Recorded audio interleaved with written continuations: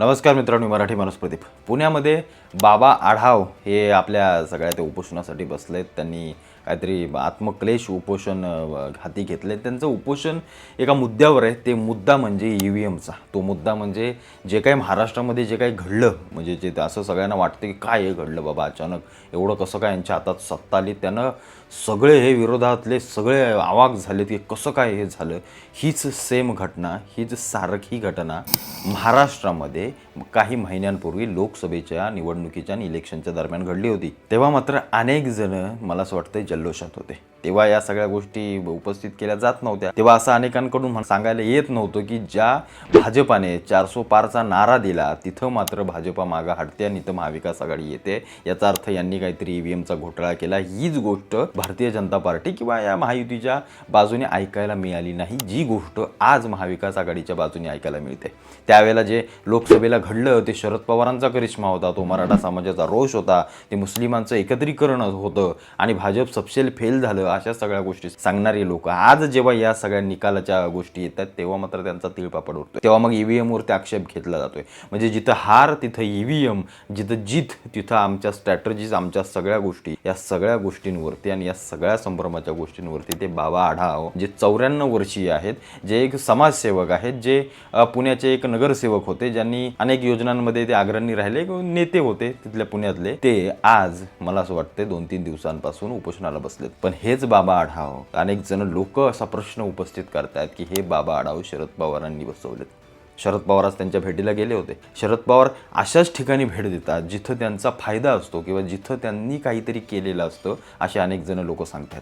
त्याच्यामुळं बाबा आढाव नक्की कुणी बसवलेत, का बसलेत, हेच बाबा आढाव या सगळ्या निवडणुकीच्या काळामध्ये किंवा सगळ्या गोष्टींमध्ये कुठं होते, हे सगळे लोक प्रश्न विचारतात.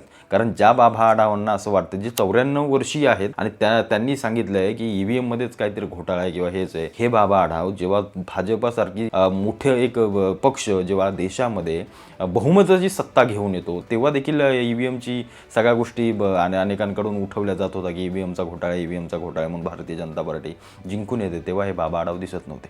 असोच EVM काय भारतीय जनता पार्टीने आणलेली नाही, ती काँग्रेसच्या काळामध्ये देखील होती. म्हणजे जेव्हा 2009 साली किंवा जो काही लोकसभेची निवडणूक झाली तेव्हा देखील काँग्रेस पार्टी सत्तेत होती. त्याच्या आधीचं जे इलेक्शन झालं तेव्हा देखील काँग्रेस पार्टी सत्तेत होती. 2000चं काय ते इलेक्शन झालं त्या दरम्यानचं, तेव्हा देखील काँग्रेस पार्टी सत्तेत होती. त्यावेळेला जे असणारे EVM आहे त्याच्यावरती कोणताही बाजूचा किंवा समोरचा, खास करून भारतीय जनता पार्टी त्यांच्या विरोधात असणारी, कधी EVM करून रडली नाही. त्याच EVMवरती आज जे काही काँग्रेसची लोक असं सांगतात किंवा लोकांना असं ठसवून देत आहेत की हे काही यांचं यश नाही आहे, हे यांनी EVMमध्ये घोटाळा करून मिळवलेलं यश नाही, तर यांना आम्ही पाडूनच टाकलं असतं. एकदा, दोनदा, तीनदा, 2014, 2019, 2024 या तिन्ही काळामध्ये EVM ज्या पक्षानं किंवा ज्या भारतीय जनता पार्टीकडे सत्ता होती त्यांना जर बदलायची असती किंवा त्यांना जर हे करायचं असतं तर ही घडलेली 2024ची निवडणूक ही भारतीय जनता पार्टीसाठी, देशासाठी अत्यंत महत्त्वाची होती. ज्या प्रकारे 400 पारचा त्यांना नारा द्यायचा होता त्याच्या मागे अनेक गणितं दडलेली आहेत, ते आपल्याला समजणं ते अत्यंत महत्त्वाचं आहे.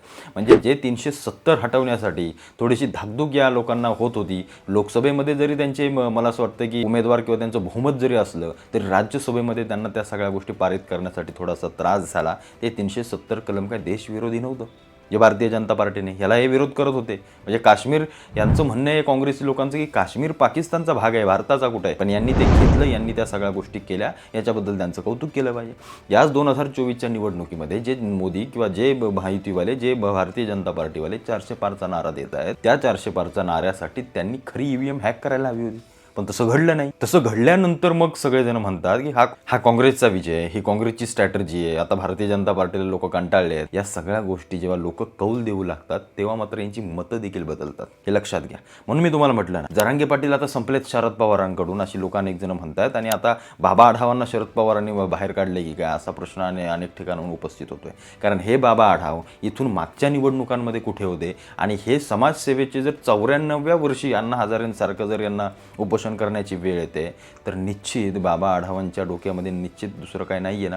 अनेक लोकांचे प्रश्न उपस्थित राहतात की शरद पवारांनीच यांना उभं केलं नाही आहे ना, कारण जे शरद पवार किंवा उद्धव ठाकरे आता देखील भेटीला जाणार आहेत, काही लोक त्यांना भेटत आहेत, कशासाठी जात आहेत, म्हणजे जरांगे फॅक्टर कुठेतरी खालावला, त्याच्यामुळे बाबा आढावांसारखा एखादा समाजसेवक उभा करायचा आणि ज्यातून लोकांना दाखवून द्यायचं की नाही नाही ईव्हीएमच हॅक झाला, एवढी मतं कशी काय पडतात, या सगळ्या गोष्टी कशा काय होतात, याच्यावरती प्रश्नचिन्ह उभं करण्याचं काम लोकांमध्ये. कारण येणाऱ्या शरद पवार साहेब, एक गोष्ट लक्षात घ्या, हा माणूस कोणतीही गोष्ट उगाचीच करत नाही. एक लक्षात घ्या, मी त्या माणसांचा विरोध करत असेन, पण त्या माणसाला चाणक्य मी समजतो एवढं मात्र नक्की. कारण येणाऱ्या पुढच्या काळामध्ये 2-3 महिन्यांमध्ये संपूर्ण महाराष्ट्रामध्ये स्थानिक स्वराज्य संस्थांच्या सगळ्यात मोठ्या निवडणुका पार पडणार आहेत आणि त्याच्यामध्ये ज्याच्या हाती स्थानिक स्वराज्य संस्था, तो सत्तेत असो नाही तर नसो तरी तो महाराष्ट्राची सत्ता हलवू शकतो, हे समीकरण शरद पवार साहेबांना माहिती आहे. येणाऱ्या काळामध्ये लोकांनी ईव्हीएमवरती विश्वास ठेवू नये.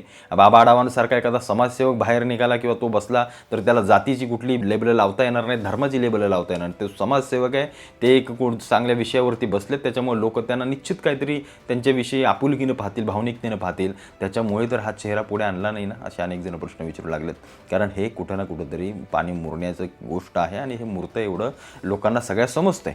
कारण शरद पवारांना असं वाटतंय की आता मी माझे हार झाल्यानंतर किंवा महाविकास आघाडीचे हार झाल्यानंतर ईव्हीएमच्या मुद्द्यावर आमच्याकडे काहीच नाही आहे. कारण जी गोष्ट शरद पवार साहेबांनी लोकसभेच्या वेळेला केली, जे मुस्लिम त्यांनी एकत्रीकरण केलं, जो मराठा समाजाला मेसेज देण्यात आला की हे सत्तेत आल्यानंतर तुमचं आरक्षण जाईल, मग त्याच वेळेला मी एक प्रश्न उपस्थित केला होता की हे जर सत्तेत न गेले तर मग येणारी महाविकास आघाडीची सत्ता मराठ्यांना आरक्षण देऊ शकली असती. त्याच्यामुळं हा प्रश्न मराठ्यांनाही पडला आणि या निवडणुकीमध्ये त्यांनी सपशेल झोपवलं. हा सगळ्यात पहिला फॅक्टर मराठा समाजाचा. दुसरा फॅक्टर म्हणजे लाडक्या बहिणींचा. ज्या प्रकारे महिलांचं मतदान वाढलं किंवा जी गोष्ट महाविकास आघाडीने लोकसभेच्या वेळी घरोघरी जाऊन सांगितली, तीच गोष्ट यावेळेला महायुतीच्या लोकांनी महिलांपर्यंत जाऊन सांगितली की तुमचे पैसे बंद होतील. ही त्यांची स्ट्रॅटेजीच मानावी लागेल. मग हे मतदान महिलांचं वाढलं अचानकपणे. तरुणांचं झालेलं मतदान हे मोदींच्या नावावरती झालेलं मतदान होतं. कारण तरुण एका मोठ्या प्रमाणामध्ये हिंदू तरुण वर्ग हा मोदींना मानत असतो, मोदींना सर्वस्वी ठेवत असतो. कारण हिंदू धर्मासाठी ते बऱ्यापैकी काम चांगलं करतात. त्याच्यामुळे ते झालेलं मतदान आणि सगळ्यात महत्त्वाची गोष्ट म्हणजे हिंदू संघटनांनी केलेलं खालच्या पातळीवरचं मतदान. या सगळ्या निवडणुकीचे, या विजयाचे हे सगळे फॅक्टर आहेत. त्याच्यामुळं निवडणुकीवरती किंवा ईव्हीएमवरती आक्षेप घेणाऱ्यांनी आतापर्यंत कोणत्याही प्रकारचे पुरावे देखील दिले नाहीत. चार्जिंग नव्हती, लाईटच गेली, हे मतदान दिल्यानंतर तिकडं हेच झालं, अशी कोणतीही घटना आतापर्यंत तरी ठोस समोर आलेली नाही. त्याच्यामुळे ईव्हीएमवरती प्रश्नचिन्ह उपस्थित कसं करायचं, त्याचा पुरावा कसा आणायचा, हे शरद पवारांनी पडलेलं कोड आहे आणि बाकीच्या जे हरलेत त्या सगळ्या नेत्यांना पडलेलं की त्यांनी सांगितलं की पहिले पुरावे बघूया. पण या